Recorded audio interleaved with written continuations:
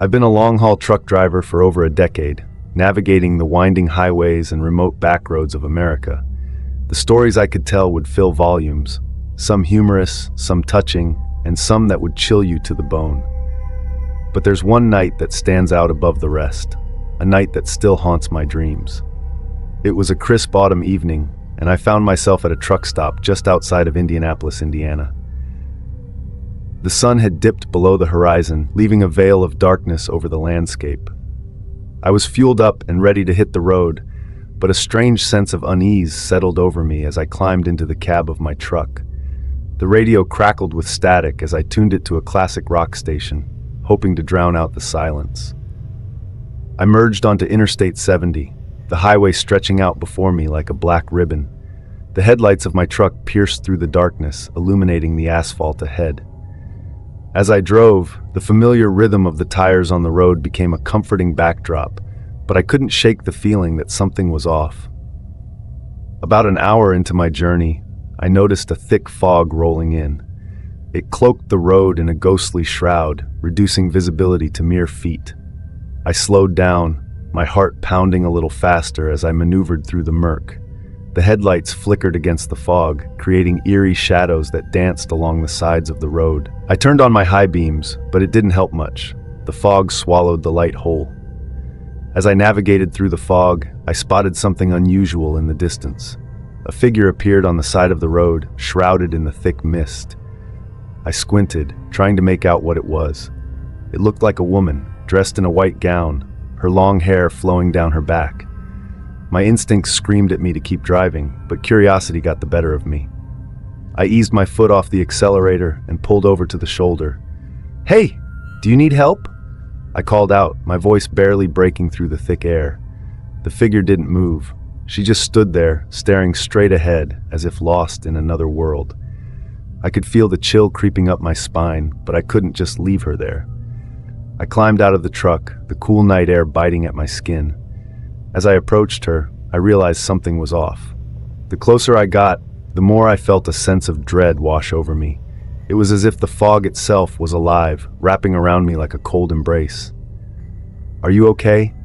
I asked again, now just a few feet away, but the woman didn't respond. Instead, she slowly turned her head towards me, revealing a face that was pale as the moonlight. Her eyes were hollow, void of any emotion. It felt like I was staring into the abyss. I stumbled back, heart racing, realizing that this was not a living person, but some sort of apparition. Panic surged through me as I turned to run back to my truck. But just as I did, I heard her voice, soft and haunting. "Help me." I froze. My mind raced with thoughts. Was this a trick of the mind, a figment of my imagination?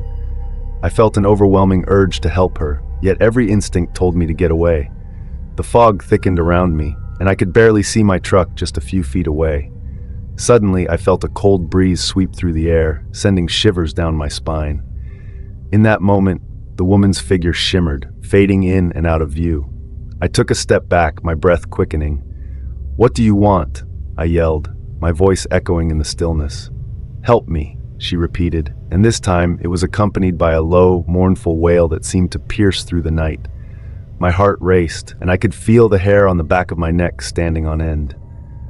I took another step back, my mind screaming for me to run. I turned and sprinted toward my truck, adrenaline pumping through my veins.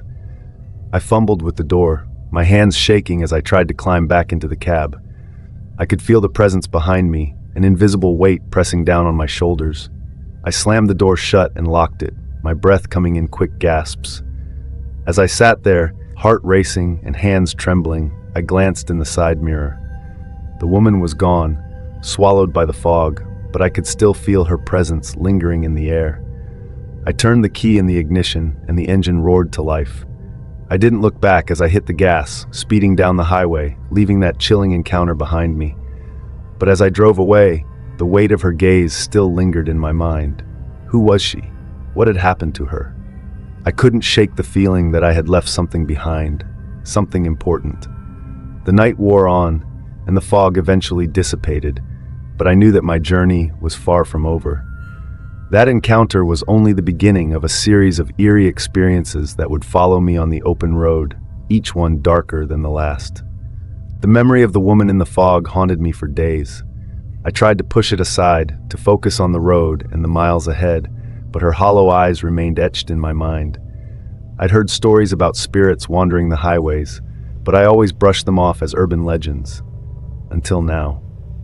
A week later, I found myself back on the same stretch of road, the weight of my previous encounter still heavy on my chest. This time, I was hauling a load of industrial equipment from Ohio to Missouri. The sun was setting, casting long shadows across the asphalt, and the air was crisp with the promise of fall. The trees lining the highway were a riot of reds and yellows, but the beauty of the scenery did little to calm my nerves.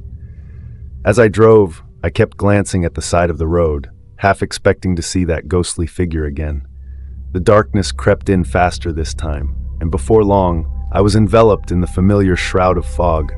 I felt a sense of déjà vu wash over me, but I pushed it aside. It was just fog, nothing more. About an hour into my journey, I noticed something unusual. A sign for a rest area came into view, but it seemed different somehow. The lights were dim, flickering like a faulty bulb. I could barely make out the outline of a small building. I considered stopping. After all, I could use a break. But as I approached, something felt off. The rest area seemed deserted, almost as if it had been abandoned for years. I parked the truck and stepped out, the chill of the night air wrapping around me. The silence was unnerving, broken only by the rustling leaves.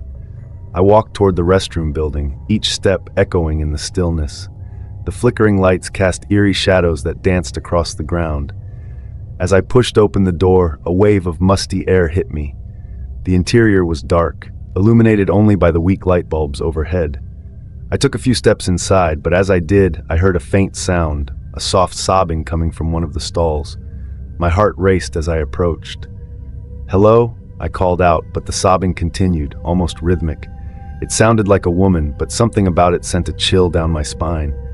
I hesitated, unsure whether to investigate or to leave, but I couldn't just ignore it. "Are you okay?" I asked, trying to keep my voice steady. The sobbing stopped abruptly. An eerie silence filled the air, and I felt a chill run down my spine. "Help me," a voice whispered, soft and broken. I stepped back, my instincts screaming at me to leave. But before I could turn around, the stall door swung open, and a figure stepped out. It was a woman, but her features were blurred and indistinct, as if she were partially obscured by a fog. Her clothes were tattered, and her hair hung in disarray around her face. She looked at me with wide, desperate eyes, and I could feel her pain radiating from her. "Please, help me," she pleaded again, her voice filled with anguish. "What do you need?" I stammered, fear gripping me. I wanted to help her, but I also wanted to run. She took a step closer, and I could feel the temperature drop even more. "My son, he's lost." The words pierced through the air like a knife, and I felt my heart sink. "I can't find him. Please, you have to help me." A sense of dread washed over me as I recalled the woman from the highway. Was this another ghostly encounter? I didn't know if I could handle it. I took another step back, my instincts screaming at me to flee. "I'm sorry, I can't help you," I shouted, turning to run. But as I reached for the door, I felt a cold hand grip my shoulder. I spun around, and the woman was right there, her face twisted in anguish.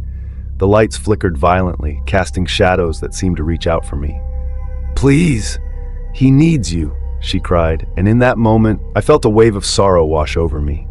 I stumbled back, tears filling my eyes as I realized I was facing the embodiment of despair. "Where is he?" I shouted, my voice trembling. "Where can I find him?" But before she could answer, the lights went out completely, plunging me into darkness. I felt the air grow thick around me, suffocating, and I knew I had to escape. I pushed past her, bursting through the door and sprinting to my truck. I climbed inside, locked the doors, and fumbled for the ignition. My heart raced as I glanced in the rearview mirror. The woman stood in the doorway of the restroom, her figure illuminated by the faint light from the rest area, but the moment I turned the key, the headlights flickered on, and she vanished. I sped away from the rest area, my heart pounding in my chest. The chilling sobs echoed in my mind, and I knew that I could never forget that woman, nor her lost son. As I drove through the foggy night, I realized that the open road held many secrets, some that were meant to be uncovered, and some that were better left undisturbed. Little did I know, this was just the second of many eerie encounters I would face on my journey as a truck driver. Several weeks passed since that harrowing night at the rest area. I had tried to push those experiences to the back of my mind, but as a long-haul truck driver, the memories lingered like ghosts in the corners of my mind. The open road should have felt like freedom, but instead, it felt like a looming threat, as if I were being watched. I was driving along the historic Route 66, the sun setting behind me, painting the sky in hues of orange and purple. The iconic highway had its charm, with old diners and vintage motels lining the sides, but as night fell, it also held an air of desolation. I had been driving for hours, the rhythmic sound of the tires on the pavement becoming a dull hum in my ears. I pulled into a diner for a late-night meal, desperate for a cup of coffee and a moment of respite. The neon lights flickered above, casting a warm glow that felt inviting against the darkening sky. As I stepped inside, the bell above the door jingled, and I was greeted by the smell of frying bacon and fresh coffee. The diner was nearly empty, save for a couple of truckers sitting in a booth in the corner and a waitress wiping down the counter. I slid into a seat at the window, trying to shake off the unease that had settled over me like a heavy blanket. I ordered a cup of coffee and a slice of pie, hoping it would calm my nerves. As I sipped my coffee, I overheard the truckers talking about the legends of Route 66. "You ever heard about the phantom hitchhiker?" one of them asked, his voice low. My ears perked up, the mention of ghosts sending a chill down my spine. "Yeah, man, they say she shows up on nights like this," the other trucker replied. "Always wearing a white dress, just standing by the side of the road. If you pick her up, she'll vanish before you even reach the next town." My stomach dropped as I listened, a sense of dread washing over me. I couldn't help but think of the woman in the fog, the sorrow in her voice. It felt like I was being drawn into a story that was far too real. After finishing my meal, I decided it was time to hit the road again. I paid my bill, gave the waitress a nod, and stepped outside. The night air was cool and crisp, a stark contrast to the warmth of the diner. As I climbed into my truck, I felt a sense of foreboding creeping in. Was I going to encounter another ghost? I merged back onto Route 66, the headlights cutting through the darkness. The road stretched endlessly before me, and I kept glancing at the rearview mirror, half expecting to see the figure of a woman standing there. But there was nothing, only the eerie glow of the dashboard lights. As I drove, I couldn't shake the feeling that I wasn't alone. The radio began to crackle, playing soft, haunting melodies that seemed to echo the stories I had just heard. I turned it off, trying to dispel the unease, but the silence only heightened my senses. Then, out of the corner of my eye, I saw her, a figure standing on the side of the road, just as the trucker had described. My heart raced, and I felt a chill run down my spine. It was a woman in a white dress, her hair flowing in the night breeze. I slowed down, torn between the urge to help and the instinct to drive away. As I approached, she turned her head slightly, and I could see her face illuminated by the headlights. She looked lost, her expression a mix of sadness and longing. I rolled down the window. "Do you need a ride?" I called out, my voice trembling. For a moment, she stood there in silence, and I could feel the weight of her gaze. Then she took a step forward and climbed into the passenger seat, her presence filling the cab with an icy chill. I turned to her, ready to ask where she was headed, but as I looked, I was met with empty air. The seat beside me was vacant. I jerked the wheel, nearly losing control of the truck. My heart pounded as I glanced around, but there was no sign of her. I slammed on the brakes, bringing the truck to a stop on the shoulder of the road. I breathed heavily, trying to steady my racing heart. "What the hell was that?" I muttered to myself, my hands shaking. I looked in the rearview mirror, half expecting to see her figure behind me again, but there was nothing, just the dark, empty highway stretching into the night. I started driving again, my mind racing with fear and confusion. I couldn't shake the feeling that I had encountered something supernatural, something that had crossed the line between life and death. As I continued down the road, I felt an overwhelming sense of dread wash over me, as if the darkness itself was alive and watching. Suddenly, the radio crackled back to life, and I nearly jumped. The static faded into a haunting melody, a soft tune that seemed to echo in the empty cabin. I felt a cold breeze brush against my cheek, and my breath quickened. It was as if the very air around me was alive with memories of the past. Then, as I rounded a bend, I saw her again, standing in the middle of the road, her white dress billowing in the wind. This time, I slammed on the brakes, skidding to a halt just inches from her. I looked out the window, my heart in my throat. She stood there, staring at me with those hollow eyes.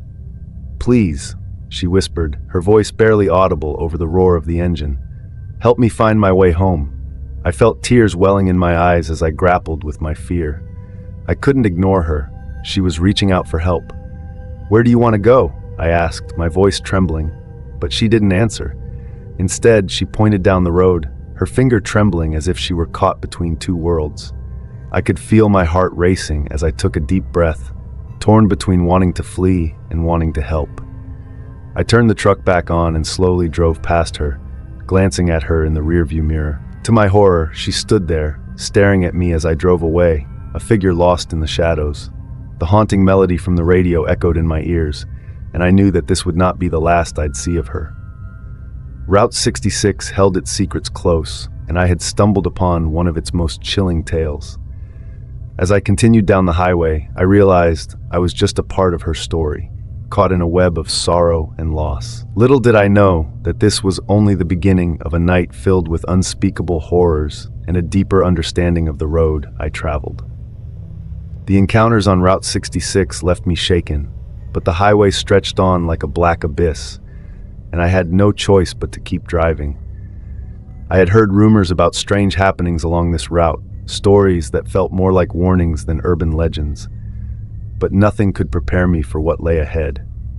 After a few hours of driving, I found myself in a desolate stretch of road, surrounded by nothing but darkness and the occasional flicker of distant lights from a small town. My eyes were growing heavy, and I considered pulling over to rest, but the thought of being alone on the road kept me going. Just then I saw a sign that read, "Cedar Hill Cemetery." I'd passed it many times before, but tonight it felt different, eerie. My gut told me to keep driving, but I had a strange urge to see it up close. Maybe I was just drawn to the unknown, but there was something about the cemetery that called to me. I made a quick decision to pull in, thinking that a quick look wouldn't hurt. As I parked the truck, I felt an unsettling sensation creeping up my spine. The cemetery was ancient, with crooked tombstones standing like sentinels in the moonlight. The trees loomed overhead, their branches twisting and turning like skeletal hands reaching out to the night sky. I stepped out of the truck, the gravel crunching beneath my boots, and was immediately enveloped by an eerie silence. I walked among the graves, my flashlight illuminating the names etched into the stones. Each grave told a story of lives long past, but one gravestone caught my eye. It was weathered and cracked, the name barely legible, Martha Simmons, beloved mother. A chill ran through me as I felt an inexplicable connection to this grave. It felt as if Martha herself was watching me, urging me to uncover her story. I knelt down to inspect the grave, running my fingers over the rough stone. Suddenly, a cold wind swept through the cemetery, causing the branches to sway ominously. I looked up, scanning the area, and that's when I saw her, a figure standing near the tree line, shrouded in darkness. My heart raced as I recognized her, the woman in the white dress. "What do you want from me?" I shouted, my voice trembling. I was done playing games with whatever spirit this was. "What do you need?" She took a step forward, her face still obscured by shadows. "Help me find my son," she pleaded, her voice echoing through the stillness. "He is lost, and I cannot rest until he is found." Panic surged within me, the weight of her sorrow crashing over me like a tidal wave. I looked around, desperate for an escape, but there was nowhere to run. "I can't help you," I shouted, the fear turning my voice into a panicked whimper. "Martha," I suddenly blurted out, my mind racing. "Is that you?" Her gaze shifted, and for a brief moment, I saw a flicker of recognition in her eyes. "You know my name? I saw your grave. I don't know how, but I felt drawn to it," I stammered, the gravity of the situation weighing heavy on my heart. "What happened to your son?" Tears streamed down her ghostly face as she whispered, "He went out to play one day and never returned. I searched everywhere, but he was lost to me, trapped between worlds." I felt my heart clench at her words. I had heard of spirits trapped by their grief, unable to move on until their desires were fulfilled. "Where did you last see him?" I asked, desperate to help in any way I could. "He loved the woods," she replied, her voice barely a whisper. "He would often wander off into the trees. If you find him, you will find me." As I stood there, a sense of determination washed over me. "Okay," I said, my voice steadier than before. "I'll help you find your son." The air around us grew heavy with anticipation, and as I turned to head into the woods, I felt Martha's presence beside me, guiding my way. The moon hung high above, illuminating the path ahead as I ventured deeper into the forest. The trees loomed like giants, their branches intertwining overhead, creating a canopy that felt both protective and suffocating. "Where are you?" I called out, my voice echoing through the darkness. "Can you hear me?" The silence was deafening, broken only by the rustle of leaves. My heart pounded as I pressed on, feeling the weight of Martha's sorrow pressing down on me. "Please," I whispered, almost to myself. "I have to find him."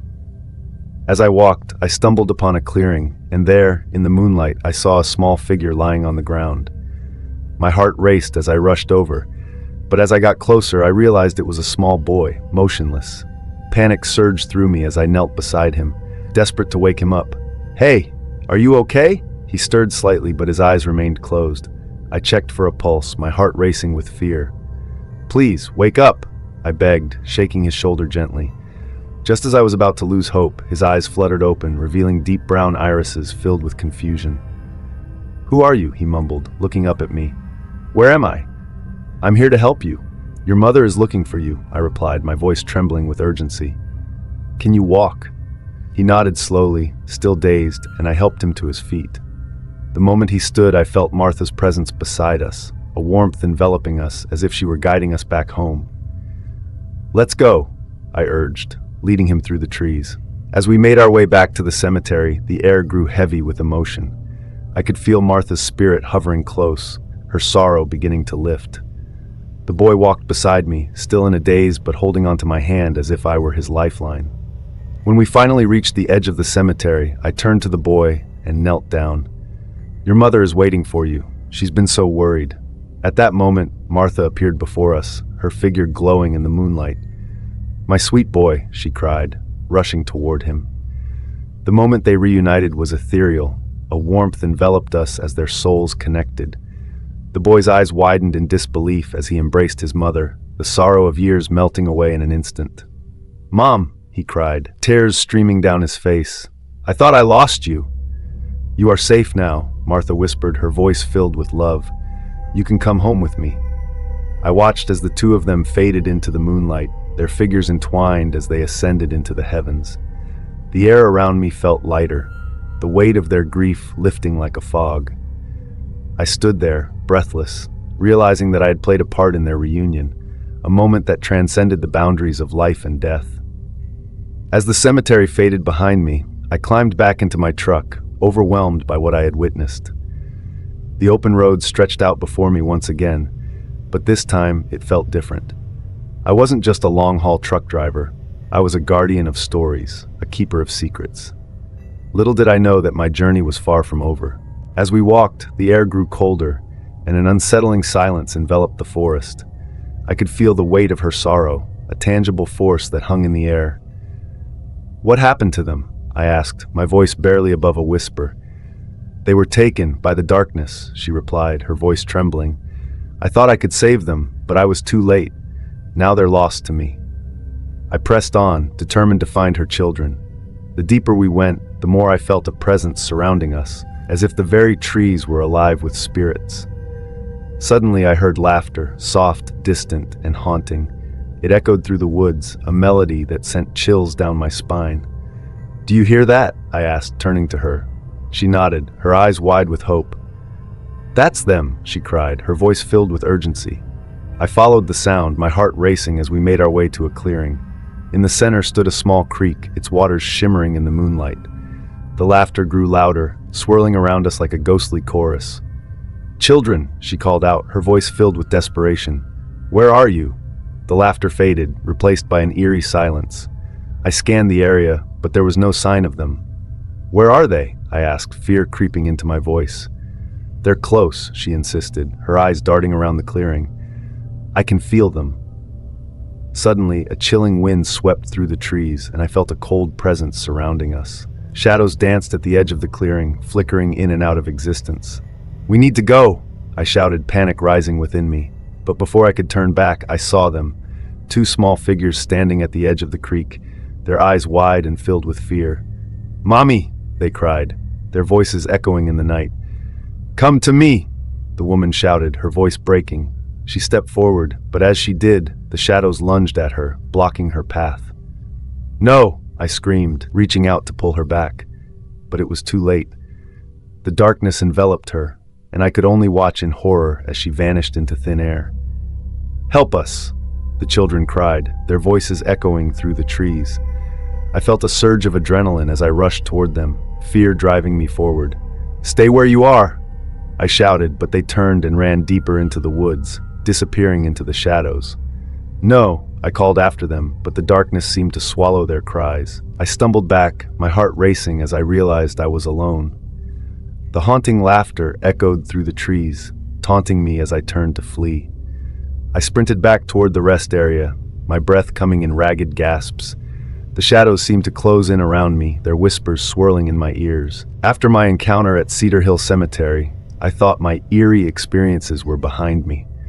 But the open road has a way of drawing you back in, revealing secrets you didn't know existed. I was still haunted by the image of Martha and her son, and each mile I traveled brought me closer to an unsettling realization: the road never truly forgets. It was a chilly night in late October when I found myself on a desolate stretch of highway in Texas. I had been hauling a load of supplies to a small town near the border, and fatigue was beginning to set in. The darkness felt oppressive, wrapping around me like a shroud. I decided to take a break at a rest area I'd never seen before, hoping to gather my thoughts and recharge. As I pulled into the lot, I noticed the eerie silence. The lights flickered overhead, casting long shadows across the pavement. I parked my truck and stepped out, the cool air biting at my skin. The rest area was empty, devoid of any other travelers. I made my way to the restroom, the fluorescent lights flickering ominously. Once inside, I splashed cold water on my face, trying to shake off the wariness. But as I turned to leave, I caught a glimpse of movement in the mirror, a fleeting shadow darting behind me. My heart raced, and I turned around, but the room was empty. Shaking my head, I chalked it up to fatigue. I stepped back outside, but as I did, a strange sensation washed over me. I felt as if I were being watched, the hairs on the back of my neck standing on end. I turned to look around, but the empty parking lot remained unchanged. I took a deep breath and headed back toward my truck. As I walked, I noticed a figure standing at the edge of the lot, near the tree line. My heart sank as I recognized her, another woman in a white dress, her hair flowing like a ghostly veil. I hesitated, my instincts screaming at me to run, but curiosity drew me closer. "Do you need help?" I called out, my voice trembling slightly. She turned to face me, her expression one of deep sorrow. "Help me," she whispered, her voice soft and haunting. "I cannot find my way home." I felt a chill run through me, the weight of her gaze heavy on my shoulders. "Where do you need to go?" I asked, trying to sound braver than I felt. "Home, to my children," she replied, her eyes glistening with tears. "They're lost, and I cannot leave until I find them." A wave of empathy washed over me. I couldn't ignore her pain, not after what I had experienced before. "I'll help you," I promised, my heart pounding. "Where can I find them?" She pointed into the dark woods beyond the rest area. "They play near the creek, but the darkness has consumed them. Please, bring them back to me." With a sense of determination, I stepped toward the trees, feeling her presence behind me, guiding me deeper into the woods.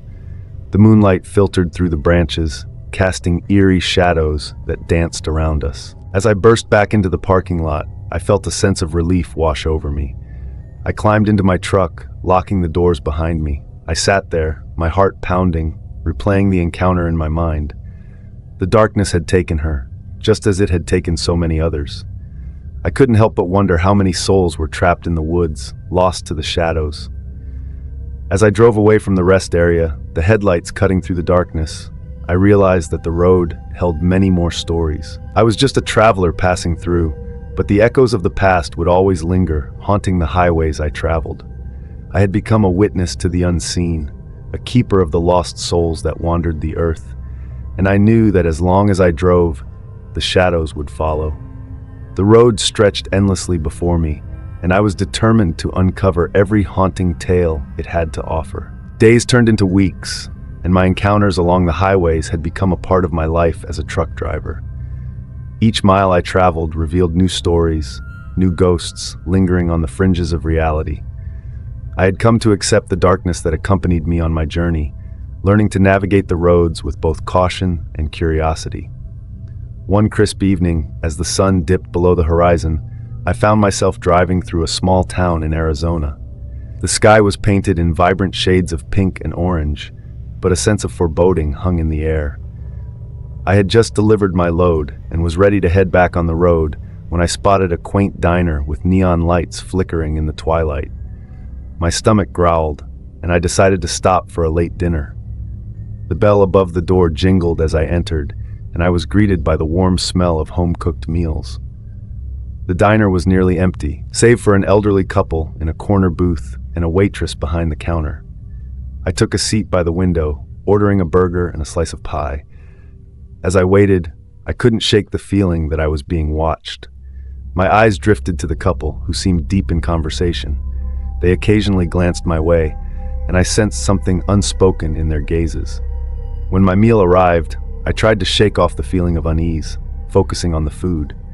But as I ate, I couldn't help but overhear snippets of the couple's conversation. "Have you heard the stories about the ghost who haunts this diner?" the woman asked, her voice low. "I don't want to hear about it," the man replied, shaking his head. "Some things are better left alone." Curiosity piqued. I leaned in, trying to catch more of their conversation. The woman continued, her voice barely above a whisper. "They say she was a waitress here years ago. She fell in love with a truck driver, but he never returned for her. Now she roams the diner, waiting for him to come back." The man sighed, his expression troubled. "It's just a story. Don't let it get to you." But the woman pressed on. "No, it's true. People have seen her, her silhouette moving behind the counter. They say you can hear her soft cries at night." I felt a chill run through me, my mind racing with memories of the spirits I had encountered on the road. Was this another lost soul, waiting for her love to return?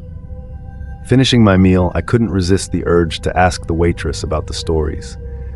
She approached with a smile, but her eyes held a flicker of something deeper. "You seem curious," she said, setting down my check. I couldn't help but overhear the couple talking about the ghost. "Is it true?" I asked, my voice steady despite the apprehension in my heart. The waitress sighed, glancing toward the couple before leaning in closer. "Yes, it's true. Her name was Emily. She was one of the best waitresses we had, and she fell in love with a truck driver who promised to come back for her. But he never did, and she waited for him every night." "Do people really see her?" I pressed, my interest growing. "Some say they have. They hear her crying late at night, and sometimes you can see her standing by the window looking out for him," she replied, her voice barely above a whisper. I felt a shiver run down my spine, a mix of fear and intrigue. What if I encountered her? Would she reach out to me as the others had? As I finished my meal and paid my bill, the waitress caught my eye once more. "Be careful out there," she warned, a hint of concern in her voice. "You never know what you might find on the open road." I nodded, sensing that my journey was far from over. I climbed into my truck, the weight of the diner's stories lingering in the air. The night was quiet as I pulled away, the headlights illuminating the path ahead. As I drove down the highway, the moon hung high above, casting a silvery glow on the asphalt. The stillness of the night enveloped me, and I couldn't shake the feeling that I was being watched once more. Then, out of the corner of my eye, I saw her, a figure standing at the edge of the highway, bathed in moonlight. I slowed down, my heart racing. It was a woman in a white dress, her hair flowing in the night breeze. The memories flooded back, the encounters, the sadness, the lost souls. I felt a pull toward her, as if she were connected to the stories I had heard in the diner. I rolled down my window, my voice barely a whisper. "Do you need help?" She turned her head slowly, her expression one of deep longing. "I'm waiting for him," she said, her voice soft and sorrowful. "He promised he would return." "Who?" I asked, my heart pounding. "The truck driver," she replied, her eyes filled with hope and despair. "He left, but I know he'll come back for me. He said he would." I felt the weight of her grief, the yearning for something lost. "What if I can help you?" I offered, wanting to ease her pain. She hesitated, her gaze drifting toward the dark road ahead. "You can't bring him back," she whispered, "but you can help me find peace." I took a deep breath, feeling the gravity of her request. "What do you need from me?" "Tell his story," she said, her voice trembling. "Let people know I'm still here, waiting. I can't rest until he is remembered." I nodded, the weight of her words settling in my heart. "I promise," I said, my voice steady. "I will tell your story." With that, she began to fade, her figure dissolving into the night. I felt a rush of emotions, sorrow, hope, and a sense of fulfillment. The road had given me a purpose, a mission to honor the spirits I had encountered. As I drove on, I realized that the open road was not just a path to follow. It was a canvas of stories waiting to be told. I was a traveler, a keeper of memories, and as long as I drove, I would carry their tales with me.